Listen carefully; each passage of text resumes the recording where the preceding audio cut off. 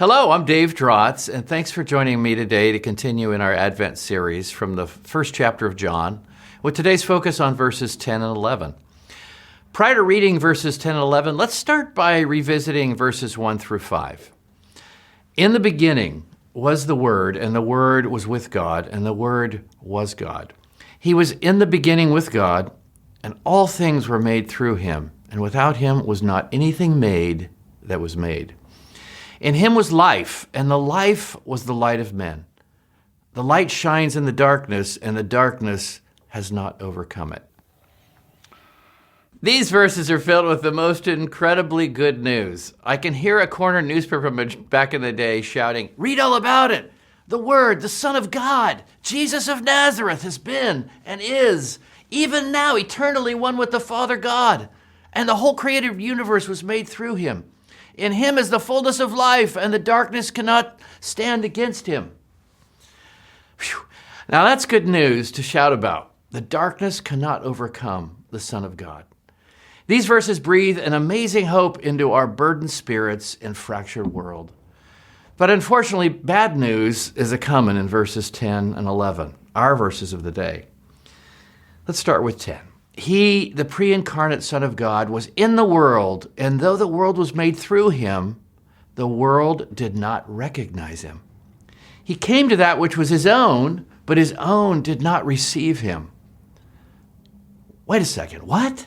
The eternal Son of the eternal Father God, the light and creator of the world, the source of life and all that's good, came into the world to be known by and to love those made in his image? And they did not recognize him? Even his own, the chosen people, the Israelites, didn't receive him. What was wrong with them? How could they have been so blind that they couldn't recognize their own Creator? The hope from verses 1 through 5 tragically disappears in verses 10 and 11. Years ago, my wife and I were visiting Santa Barbara and were riding our bikes near the ocean in front of the exclusive Four Seasons Hotel. I had briefly stopped on the road with the hotel on my right and the pool house on my left, overlooking the ocean. As I paused, I had a short but friendly conversation with a man who had crossed the street from the pool house to head back to the hotel. When he left, I rode on for a minute or two before realizing that he was Bruce Johnston, one of the Beach Boys. Well, I was such a big fan and so disappointed, I immediately turned around and rode as fast as I could to intercept him before he went inside the hotel. Sadly, I was too late, but my hunch was confirmed by a hotel doorman. He was a Beach Boy. Well, I was a huge fan of the music he created, but tragically didn't recognize this celebrity when I first encountered him. People prior to Abraham, even the chosen people, the Israelites, all owed their lives and their world to this Creator. And though he was visible in the world, they didn't recognize him. Though they could see, they were blind. Spiritual blindness is a theme we see over and over again in the Scriptures. One example in Jeremiah says, "Hear this, O foolish and senseless people, who have eyes but see not, who have ears but hear not."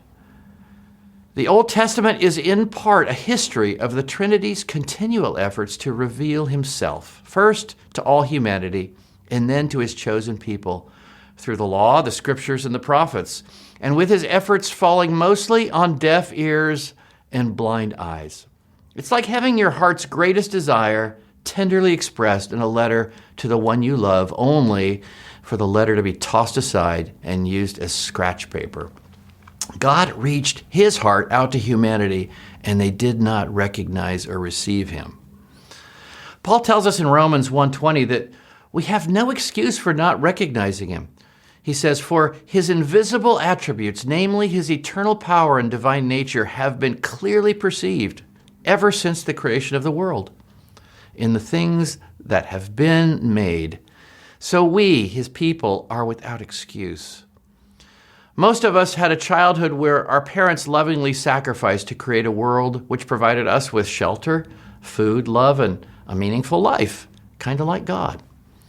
And yet, we never or rarely recognized our parents' contribution to this world they created for us. Though imperfect, Their love was a foundational part of every shirt washed and folded, every meal cooked, every tear dried, and every party thrown.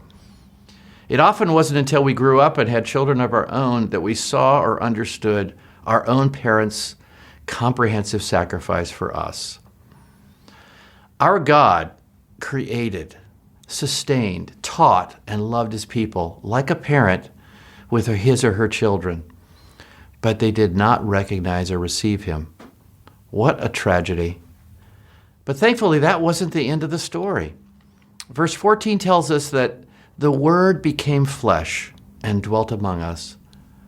God didn't give up on his deaf and blind children, but instead took on a human likeness and joined his creation to reveal himself more completely and personally, eventually giving his life to save those who choose to believe in him. As you live this week, open your eyes and ears to God, that his Spirit might even this day reveal himself more completely to you. God be with you.